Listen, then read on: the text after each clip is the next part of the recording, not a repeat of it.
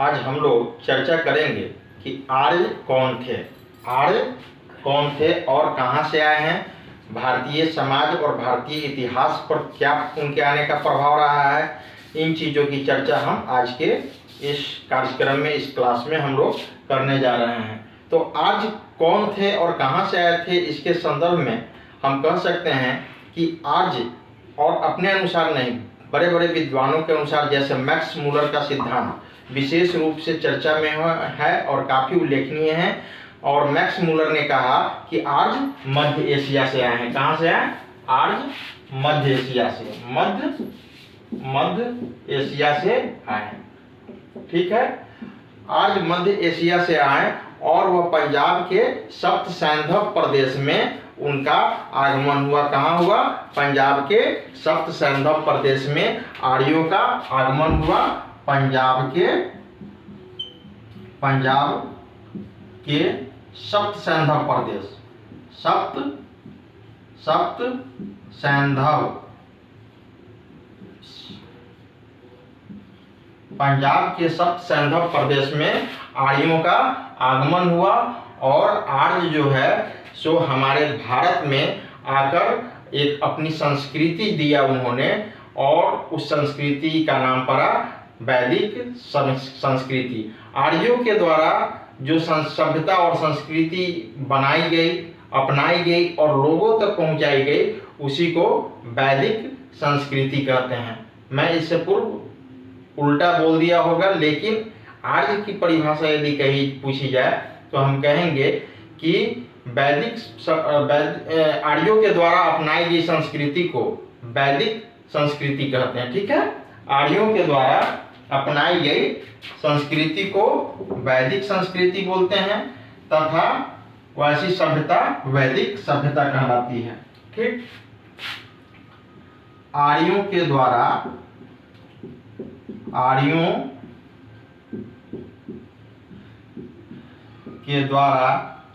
अपनाई गई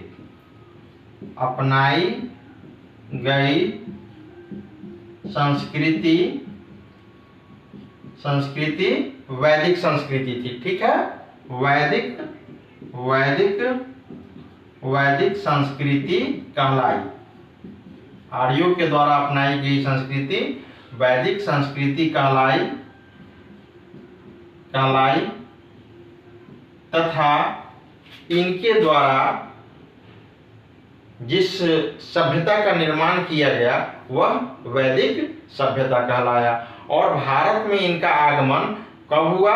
Max Muller के अनुसार 1500 ईसा पूर्व में। कब? 1500 ईसा पूर्व में इनका आगमन भारत में हुआ। और भारत में सर्वप्रथम कहाँ आए ये लोग? पंजाब में आए, और पंजाब के सप्त सैंधव प्रदेश, पंजाब के सप्त सैंधव प्रदेश में। ठीक है, और यह किनका कहना है? मैक्स मूलर का कहना है। मैक्स मूलर का कहना है। मैक्स मूलर एक बहुत बड़े विद्वान थे जो कल्चर पर विशेष रूप से स्टडी करते थे, और यही वजह है कि इतिहास का उन्हें अधिक से अधिक सहारा लेना पड़ता था।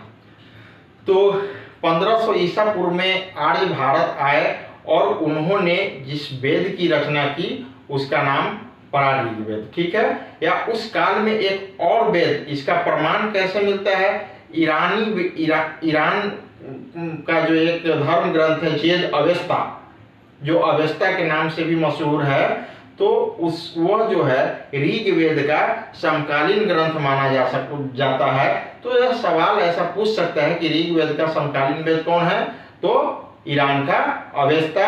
और इससे भी पता चलता है कि आर्य जो है मध्य एशिया से पंजाब होते हुए भारत के पंजाब में प्रवेश करते हुए संपूर्ण भारतीय उपमहाद्वीप में अपना पैर फैलाए। ठीक है, तो ये आर्य के विषय में मुख्य रूप से जान लिए।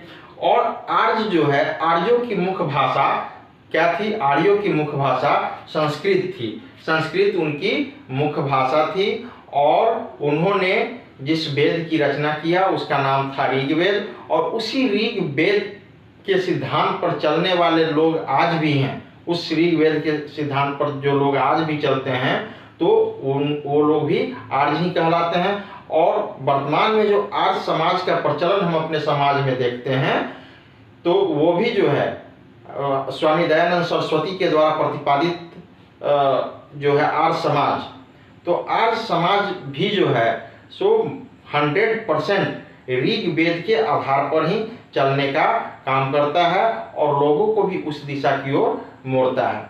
तो हम समझ गए आर्य कौन थे, कहाँ से आए, और आर्य सभ्यता कौन किसे कहते हैं, आर्य संस्कृति कौन सी है, या वैदिक सभ्यता किसे कहते हैं, या वैदिक संस्कृति किसे कहते हैं, तो यह स्पष्ट हो गया। जब आर्य हमारे भारत में आए तो उन्होंने ही सर्वप्रथम लोहा का खोज किया। ठीक है, जब आर्य हमारे देश में सर्वप्रथम आए तो उन्होंने ही लोहा का खोज किया और लोहा को श्याम अयस्क कहा। लोहा को क्या कहा? श्याम अयस्क। हालांकि उससे पूर्व तांबे की खोज हो चुकी थी हमारे भारत में और तांबे का नाम लोहित अयस्क था। तो आर्य जब मध्य एशिया से भारत में प्रवेश किए तो वैसे जगहों को, वैसे खाली जगहों को भरने का प्रयास किया जहां कभी हड़प्पा सभ्यता फल फूल रही थी। हालांकि कहा यही जा रहा है कि वो एक आक्रामक तेवर के थे और आकर हड़प्पा कालीन मूल भारतीय लोगों का समूल नाश करके अपना वर्चस्व स्थापित किया, लेकिन इसका कोई पुख्ता सबूत नहीं है। ठीक, तो आर्य जो है सो उस समय आप देखिए क्या चलता है कि जब हड़प्पा सभ्यता थी वो बिल्कुल शहरी सभ्यता थी, लेकिन आर्य जब भारत में आए और उनकी सभ्यता क्या हो गई? ठीक हड़प्पा सभ्यता के विपरीत वो सभ्यता ग्रामीण सभ्यता हो गई। जहां हड़प्पा सभ्यता मातृसत्तात्मक थी, ठीक उसके विपरीत आर्य की सभ्यता यानी वैदिक सभ्यता पितृसत्तात्मक हो गई। तो ये सब जो है सो काफी अंतर देखने को मिला और आज भी आर्य के बारे में भारत में ही बहुत सारा कॉन्ट्राडिक्शन है और बहुत सारे लोग मानते हैं कि यह आर्य जो है सो मूल रूप से भारतीय नहीं है, यह विदेशी है और यह एक थोपी गई संस्कृति है। समझ गए? तो ये थे आर्य के बारे में विशेष कुछ। और आर्य ने हमारे समाज में आकर बहुत सारी व्यवस्थाओं को स्थापित किया।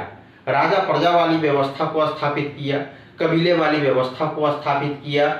उसके अलावे कहेंगे तो बहुत सारे डिपार्टमेंट्स की भी खोज इस समय हुई। जैसे कि आज जो पुलिस विभाग देखते हैं, उस समय वैदिक काल में देखेंगे, वैदिक सभ्यता के काल में, वैदिक संस्कृति के काल में तो उस रूप में उग्र था। आज जो सीआईडी डिपार्टमेंट देखते हैं उस नाम उसके इक्विवेलेंट स्पष्ट था, जिसको गुप्तचर प्रणाली कहते हैं। आज जो कृषि एवं बागवानी पदाधिकारी देखते हैं उसी आधार पे जो है वाजपति था एक, और जो चारागाह का अधिकारी हुआ करता था। तो इस तरह बहुत सारे अधिकारी थे। पूरब जो है सो पूरे किले की, शहर की रक्षा करता था। तो ये सब बहुत सारे प्रशासनिक इकाई की भी चर्चा की गई और प्रशासनिक इकाई की चर्चा में यह भी चर्चा आई है कि आर्य जब बसे थे तो वो कई रूप में बसे थे। उनकी प्रशासनिक इकाई कई रूपों में थी। नीचे खानदान से शुरू होता था और राष्ट्र तक जाता था। जैसे प्रशासन की सबसे निचली इकाई जो है कुल से शुरू होता था। कुल मतलब परिवार, खानदान। उसके बाद ग्राम होता था, ग्राम के बाद विश्व होता था, विश्व के बाद जन होता था और जन के बाद राष्ट्र होता था। तो कुल के प्रधान को कुलप, कुल के प्रधान को कुलप, ग्राम के प्रधान को ग्रामीण, राष्ट्र विश्व के प्रधान को विश्वपति और जन के प्रधान को राजन और पूरे राष्ट्र के प्रधान को राजा कहा जाता था। समझ गए? तो इस तरह से उनकी अपनी अपनी प्रशासनिक इकाई थी, जिसका कॉन्सेप्ट यदि कहा जाए तो आर्यों ने ही दिया और उसको बहुत हद तक फॉलोअप भारत में किया जाता रहा। और आज भी जो है उसके बहुत हद तक पद चिन्ह है। आज भी परिवार का कॉन्सेप्ट है, आज भी गांव का कॉन्सेप्ट है।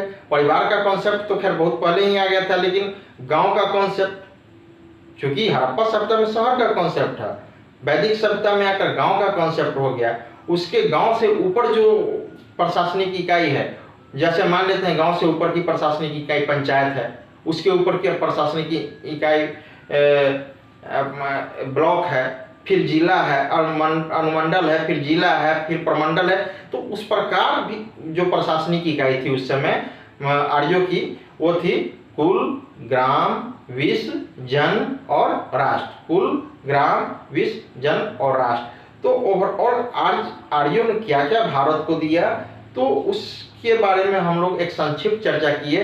फिर विशेष रूप से अगले अध्याय में करेंगे, जैसे कि उस समय उनका देवी देवता के बारे में चर्चा करेंगे कि आर्यों के देवी देवता कौन कौन से थे और क्यों उनकी पूजा की जाती थी। फिर उनके रहन सहन के बारे में भी चर्चा करेंगे। तो वो सब अगले अध्याय के लिए छोड़ दीजिए। तब तक के लिए धन्यवाद।